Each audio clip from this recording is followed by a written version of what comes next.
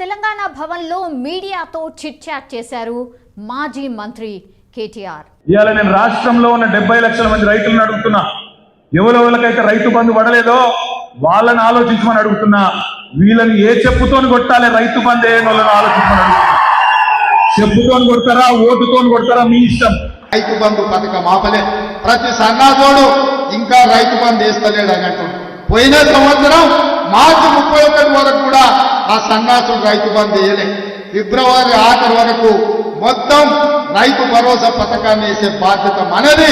మీ అభిమానంతో ఫిబ్రవరి నెలాఖరు వరకు ఈ తెలంగాణ రాష్ట్రంలో ఉన్న 63 లక్షల రైతు కుటుంబాలకు మీ ద్వారా మాట ఇస్తున్నా, ఫిబ్రవరి ఆఖరి వరకు రైతు భరోసా ద్వారా మీ ఖాతాలలో నగదు బదిలీ చేసే బాధ్యత కాంగ్రెస్ పార్టీ తీసుకుంటుంది. కొత్త కాంగ్రెస్ ప్రభుత్వానికి కాస్త సమయం ఇవ్వాలని కేసీఆర్ చెప్పారు. బట్ అనేక విషయాల్లో కాంగ్రెస్ ప్రభుత్వం అడ్డగోలుగా నిర్ణయాలు తీసుకుంటోంది. అందుకే రాష్ట్ర బాగు కోసం తాము మాట్లాడుతున్నాము అన్నటువంటి మాట చెప్పారు. బీఆర్ఎస్ ప్రభుత్వం కొత్త సచివాలయం కడితే గగ్గోలు పెట్టింది. మరి కాంగ్రెస్ ఇప్పుడు కొత్త సీఎం క్యాంప్ ఆఫీస్ అండ్ కొత్త హైకోర్టు ఎట్లా కడుతున్నారని ఆయన క్వశ్చన్ చేశారు. ఇక సీఎం మారినప్పుడల్లా కొత్త క్యాంప్ ఆఫీసులు వస్తాయా అని కూడా ఆయన క్వశ్చన్ చేసినటువంటి సిచ్యువేషన్. సో తాము కట్టిన ప్రగతి భవన్లో ఉండొచ్చు కదా, ఆయన కావాలనే ఈగోతో డిప్యూటీ సీఎం భట్టీకి రేవంత్ రెడ్డి ఇచ్చారని సీరియస్ కామెంట్స్ అయితే చేశారు చిట్ చాట్లో. అయితే క్యాబినెట్లో చర్చించకుండానే రేవంత్ రెడ్డి నిర్ణయాలు తీసుకుంటున్నారు అన్నటువంటి మాట కూడా చెప్పారు. అండ్ అధికారంలోకి వచ్చిన 45 రోజుల్లో సీఎం రేవంత్ రెడ్డి సాధించింది ఏం లేదు, ఆయన ఏం సాధించారు అంటూ కూడా క్వశ్చన్ చేశారు. కాంగ్రెస్ పాలన ఢిల్లీ నుండే జరుగుతోంది, రైతు భరోసా స్టార్ట్ చేశామని దావోస్ పర్యటనలో రేవంత్ అబద్ధం చెప్పారు. తెలంగాణ రైతులకు సీఎం రేవంత్ రెడ్డి బహిరంగంగా క్షమాపణలు చెప్పాలి.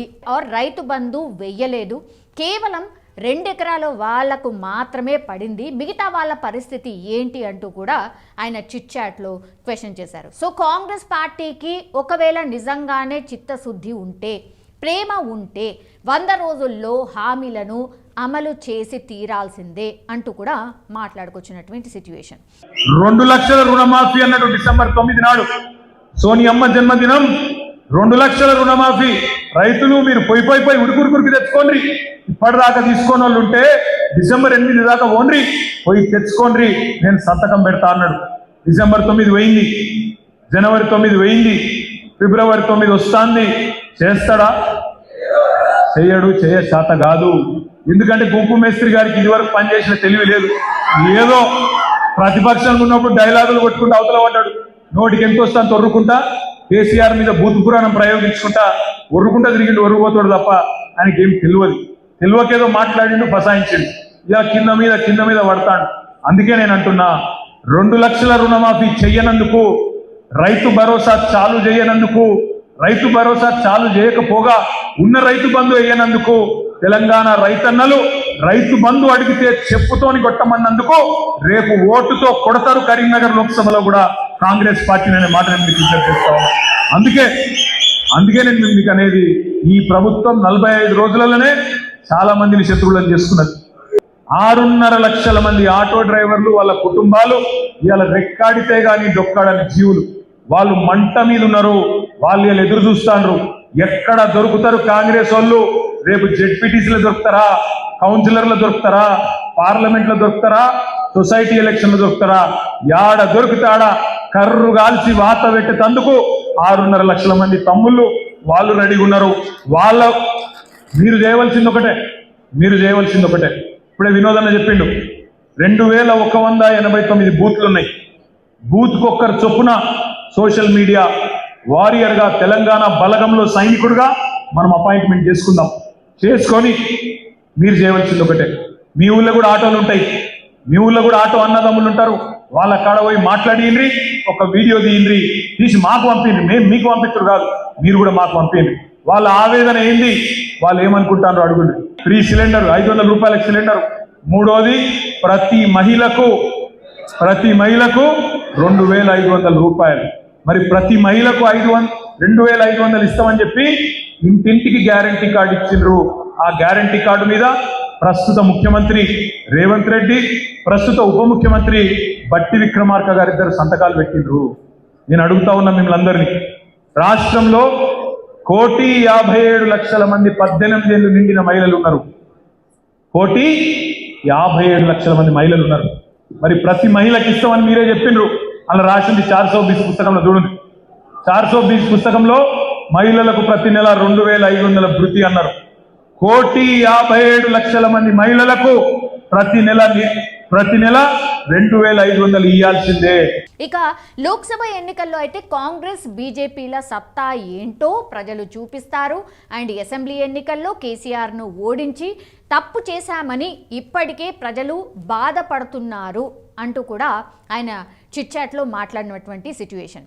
అంతేకాదు కాంగ్రెస్ ప్రజాపాలనలో ప్రజాప్రతినిధులకు అవమానం జరుగుతోందని కూడా ఆయన కామెంట్ చేశారు. ఎన్నికలు నిర్వహించకపోతే సర్పంచుల పదవీ కాలం పొడిగించండి అని కూడా ఆయన కాంగ్రెస్ పార్టీకి చెప్పినటువంటి సిట్యుయేషన్. కొడంగల్ నియోజకవర్గంలో నిబంధనలకు విరుద్ధంగా సీఎం రేవంత్ రెడ్డి తమ్ముడు మండల సర్వసభ్య సమావేశంలో పాల్గొన్నారని ఆయన సీరియస్ కామెంట్స్ అయితే చేశారు. రేవంత్ రెడ్డి బ్రదర్ ఎవరైతే ఉన్నారో ఆయన ప్రోటోకాల్ నిబంధనలను తుంగలో తొక్కి ఒక గవర్నమెంట్ అఫీషియల్ దాంట్లో ఎట్లా పాల్గొంటారు అని కూడా క్వశ్చన్ చేశారు. అండ్ అసెంబ్లీలో జరిగిన సమావేశంలోనూ ఎలాంటి హోదా లేకుండానే రేవంత్ రెడ్డి తమ్ముడు పాల్గొన్నారు అని కూడా ఆయన గుర్తు చేసినటువంటి సిట్యుయేషన్. సో ఇవి రెండు కూడా serious allegations on Revanth Reddy brother. అఫీషియల్గా ఆయన ఎట్లా పాల్గొంటారు, ఆయన ఏ హోదాతోని పాల్గొంటున్నారు, ఆయన ఏ ప్రోటోకాల్ లేకుండానే ఆర్ ఏ పదవి లేకుండానే ఆయన ఎట్లా పాల్గొంటారు అని కూడా క్వశ్చన్ చేసినటువంటి సిట్యుయేషన్. సో ఇదంతా కాంగ్రెస్ కీలక నేతలు గుర్తుంచుకోవాలి. అంటే ఇవన్నీ జరుగుతున్నాయి, కాంగ్రెస్ నేతలు మీరు గమనిస్తున్నారా అన్నటువంటి మాట కూడా కేటీఆర్ చెప్పినటువంటి సిట్యుయేషన్. సో కాంగ్రెస్ బీజేపీలు డీప్ మ్యాచ్ ఫిక్సింగ్లో ఉన్నాయంటూ కూడా మాజీ మంత్రి బీఆర్ఎస్ వర్కింగ్ ప్రెసిడెంట్ కేటీఆర్ చాలా సీరియస్ కామెంట్స్ అయితే చేసినటువంటి సిట్యుయేషన్ కనిపిస్తోంది. బీఆర్ఎస్ నేతలు ఏం మాట్లాడినా గవర్నర్కు తప్పు కనిపించింది, కానీ కాంగ్రెస్ విషయంలో పూర్తిగా గవర్నర్ తమిళసై వాళ్ళకి అనుకూలంగా సానుకూలంగా స్పందించారు అన్నటువంటి విమర్శలు కూడా చేశారు. మనకు తెలుసు గవర్నర్ ఎట్లాంటి కామెంట్ చేశారో పాడి కౌశిక్ రెడ్డి మీద. అండ్ ఎమ్మెల్సీలు ఎవరైతే గవర్నర్ కోటాలో ఎమ్మెల్సీ క్యాండిడేట్స్ ఎవరైతే ఉన్నారో ఈరోజు ఫైనల్ చేసి ఆమోదం కూడా తెలిపింది.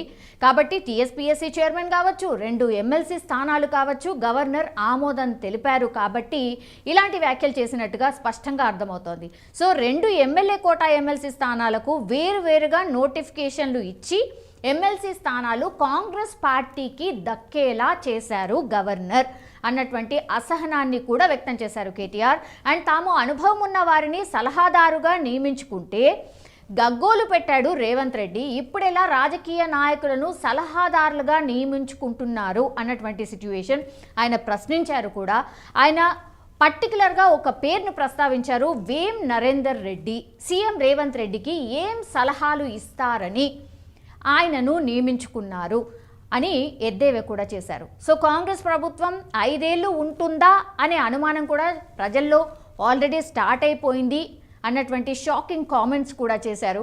రేవంత్ రెడ్డి 50 కోట్లు ఇచ్చి పీసీసీ తెచ్చుకున్నారు అని కోమటిరెడ్డి అనలేదా అని కాంగ్రెస్ పార్టీకి ఒక సీఎంను 5 సంవత్సరాలు కొనసాగించే చరిత్ర కూడా లేదు. సో 5 సంవత్సరాల పాటు ఒకే సీఎం ఉండడు అన్నటువంటి మాట ఆర్ అన్నటువంటి కామెంట్స్ కూడా చేసినటువంటి సిట్యుయేషన్. మా పోరాటం కాంగ్రెస్ ప్రభుత్వం 100 రోజుల్లో వాళ్ళు ఇచ్చినటువంటి హామీలు ఏవైతే ఉన్నాయో ఖచ్చితంగా నెరవేర్చాల్సిందే. అప్పటి వరకు మేము క్వశ్చన్ చేస్తూనే ఉంటాం. అవి 420 హామీలు అని మేము ఎప్పటి నుంచో చెప్తున్నాం. సో 420 హామీలు అమలు చేస్తారా లేదా అనే అంశం మీద అయితే ఆయన చాలా ఘాటైన వ్యాఖ్యలే చేశారు. సో కాంగ్రెస్ బీజేపీ కోఆర్డినేషన్ పర్ఫెక్ట్గా నడుస్తోంది ఇప్పుడున్నటువంటి సిస్టంలో ఇప్పుడున్నటువంటి పరిస్థితిలో అని స్పష్టంగా అర్థమవుతుంది అనే సీరియస్ కామెంట్స్ అయితే చేశారు. ఈ దేశం కోసం ప్రాణాలు ఇచ్చింది గాంధీ కుటుంబం. నేను అడుగుతున్న బీజేపీ నాయకులను, కాంగ్రెస్ దేశ స్వతంత్రం కోసం కొట్లాడిన రోజు మీరే పొయ్యిలో పడుకున్నారని నేను అడుగుతున్నా. ఇవాళ ఈ దేశ సమగ్రతను కాపాడడం కోసం ముస్కర్ల తుపాకీ కూటాలకు బలైపోయి మానవ బాంబుల పేల్చులో మీరు మరణం పొందినప్పుడు మీరంతా ఎక్కడున్నారు? మీ నాయకులు ఎవరైనా ఈ దేశం కోసం ప్రాణాలు ఇచ్చిందా అని బీజేపీ నాయకులను నేను అడుగుతున్నా. అట్లాంటి బీజేపీ ఇవాళ గాంధీ కుటుంబం మీద ఆరోపణలు చేస్తారు. సోనియా గాంధీ గారికి, రాహుల్ గాంధీ గారికి ఈడీ నోటీసులు, ఇన్కమ్ ట్యాక్స్ నోటీసులు, సిబిఐ కేసులు పెడుతున్నారు. నేను అడుగుతున్నా సోదరులారా, ఈ దేశంలో 3 తరాలు ప్రధానమంత్రిగా చేసిన జవహర్లాల్ నెహ్రూ, ఇందిరాగాంధీ, రాజీవ్ గాంధీ ఈ దేశ ప్రధానమంత్రిగా చేస్తే ఇవాళ ఉండడానికి సొంత ఇల్లు లేని కుటుంబం ఏదైతే ఉందో అది గాంధీ కుటుంబం. వాళ్ళగా అవినీతి మరకలు అంటించే ప్రయత్నం అని నేను అడుగుతున్నా. ఉండడానికి ఇల్లు లేని వాళ్లకు సొమ్ము సంపాదించుకోవాలన్న ఆలోచన ఎందుకుంటది? దేశం కోసం ప్రాణాలు ఇచ్చిన గాంధీ కుటుంబాన్ని ఇవాళ మోడీ ప్రభుత్వం అక్రమ కేసులు పెడుతుంటే నేను అడుగుతున్న ఈ దేశ పౌరులను, నేను అడుగుతున్న మా మిత్రులను, తెలంగాణ బిడ్డని, మన తెలంగాణ రాష్ట్రం ఇచ్చిన గాంధీ కుటుంబాన్ని మోడీ అవమానిస్తుంటే ఆ మోడీ పార్టీని ఈ తెలంగాణ గడ్డ మీద గెలవనిద్దామా, పొందబెట్టమా? మీరు ఇవాళ ఆలోచన చెయ్యండి మిత్రులారా. ఇవాళ మన యుద్ధం దేశంలో మోడీతోనైతే సందర్భ సగమియాక బిల్లా రంగాలు ఇవాళ ఊరూరు తిరుగుతున్నారు. 10 ఏళ్ళు మేము అధికారంలో ఉన్నాం, మిమ్మల్ని దోచుకున్నాం, మిమ్మల్ని అవమానించడం, మమ్మల్ని మన్నించండి అని నేను చెప్పదలుచుకున్నా. 100 ఎలుకలు తిన్న పిల్లంట తీర్థయాత్రలు పోయిందంట, అయ్యా నా తప్పైంది మన్నించండి అని. ఇవాళ బిల్లా రంగాలు చాలా శోభరాజు ఇంట్లో వండుకుంటే ఉత్తగా వండుకోలే బీఆర్ఎస్. మొన్న జరిగిన ఎన్నికలన్నా బోర్డు మొక్కలేదు, బొక్కలు మీరు ఇరగొడితే బీఆర్ఎస్ వాళ్ళు పోయి బోర్లో వండుకున్నారు.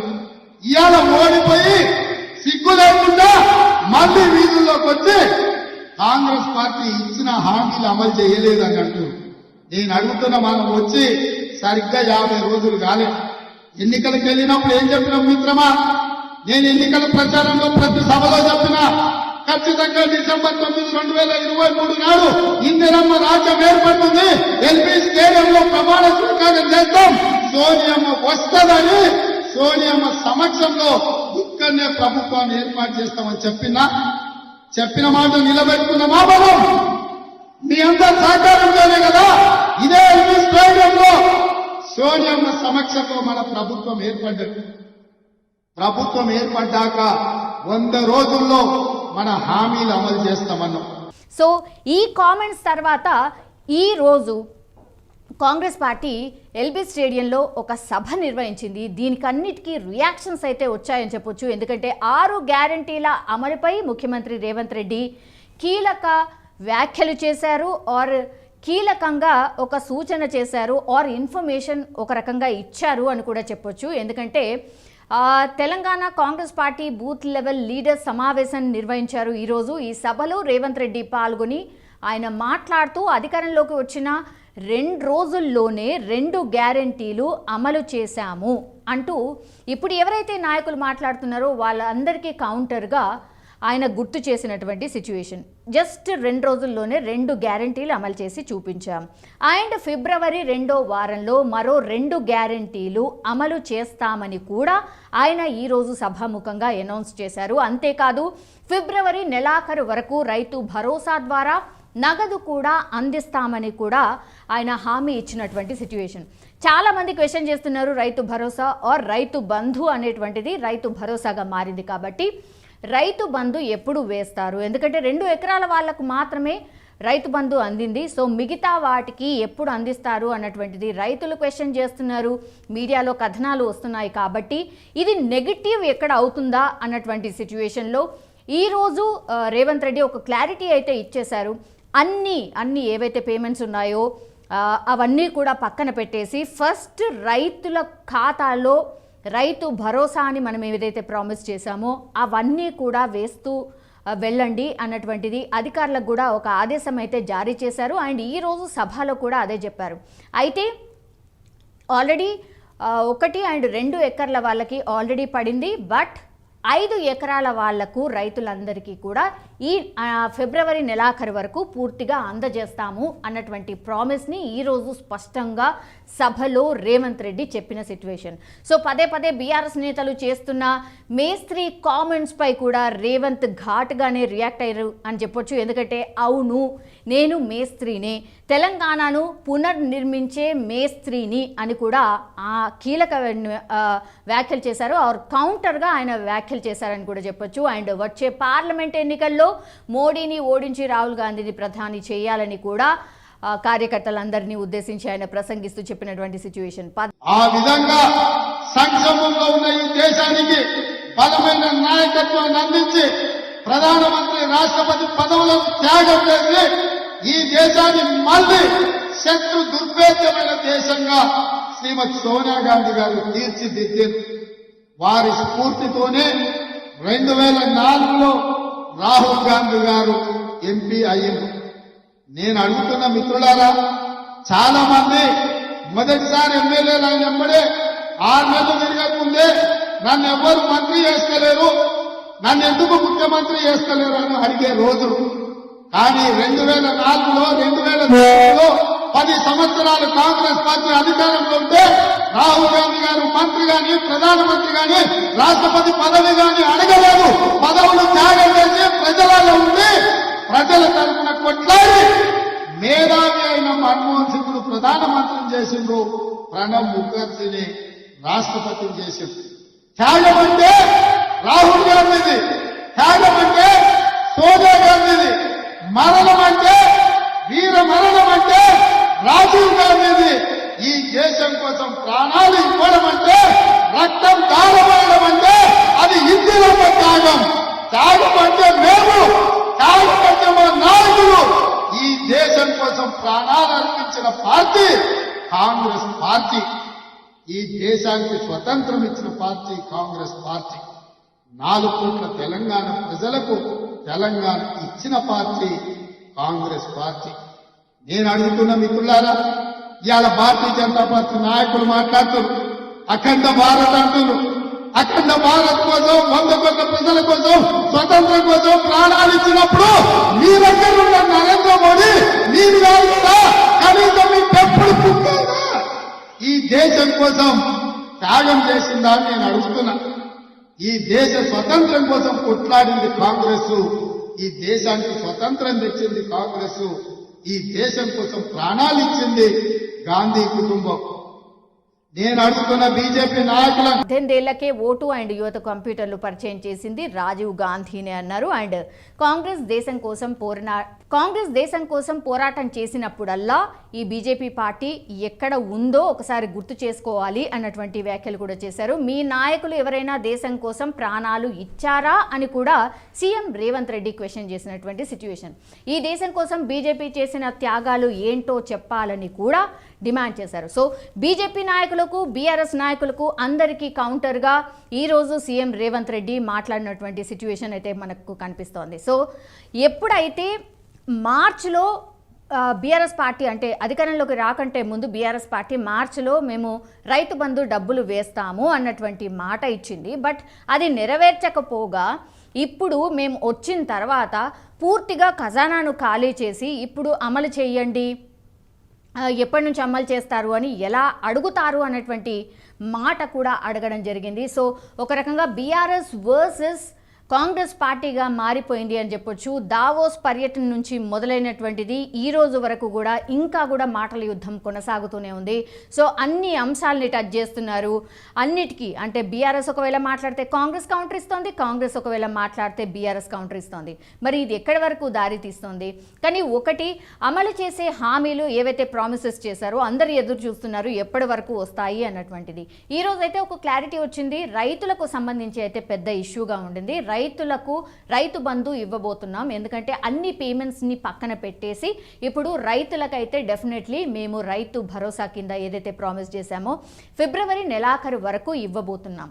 కానీ అది కేవలం 5 ఎకరాల వరకు మాత్రమే. ఇది కూడా క్వైట్ ఇంట్రెస్టింగ్ పాయింట్. ఎందుకంటే 5 ఎకరాల వరకు మాత్రమే మరి రైతు బంధు ఆర్ రైతు భరోసా ఇవ్వబోతున్నారా అనే చర్చ కూడా నడుస్తోంది. ఎందుకంటే గతంలో కూడా మనం చూసాం, ఎవరైతే రిక్వైర్డ్ రైతులు ఉంటారో, అంటే 5 ఎకరాల లోపు వాళ్ళు ఎవరికైతే ఉంటారో నిజంగానే పెట్టుబడి కింద అవసరమవుతుంది, వాళ్ళకి ఇస్తే సరిపోతుంది. మిగతా ఫామ్ హౌసెస్కి కానీ, లేదంటే 100 ఎకరాలు ఉన్న వాళ్ళకి కానీ, లేదంటే రోడ్లకు కూడా రైతు బంధు ఇస్తున్న వాళ్ళకి ఎందుకు వెయ్యాలి అన్నటువంటిది మాత్రం ఒక చర్చ అయితే నడుస్తోంది. సో 5 ఎకరాల వరకు ఇచ్చినా చాలు అనేటువంటి ఒపీనియన్ అయితే లార్జర్ స్కేల్లో వ్యక్తం అవుతున్న పరిస్థితి కనిపిస్తోంది. కానీ ఈరోజు అయితే ఒక మంచి ప్రామిస్ అయితే చేశారు, ఒక క్లారిటీ అయితే వచ్చింది. డెఫినెట్లీ రైతులకు ఈ ఫిబ్రవరి ఎండ్ వరకు మాత్రం రైతు బంధు ఆర్ రైతు భరోసా కింద ప్రామిస్ చేసినటువంటి అమౌంట్ అయితే పడిపోబోతోంది. సో ఈ పార్టీలకు సంబంధించిన రాజకీయాలు ఎలా ఉన్నా కూడా 6 గ్యారంటీలకు సంబంధించి పెద్ద ఎత్తున చర్చ నడుస్తోంది. 6 గ్యారంటీల్లో 2 గ్యారంటీలను వచ్చే నెల వరకు అమలు చేస్తాము అన్నటువంటి మాటలు కూడా ఈరోజు సభలో చాలామంది లీడర్స్ మాట్లాడారు. మరి ఏ గ్యారంటీలు అమలు చేయబోతున్నారు అనేది కూడా బిగ్ క్వశ్చన్ మార్క్. మరి ఇందులో వాళ్ళు ప్రామిస్ చేసిన వాటిలో ఇంకా 2 గ్యారంటీలు ఏవి ఉంటాయి అనేది కూడా పెద్ద క్వశ్చన్ మార్క్.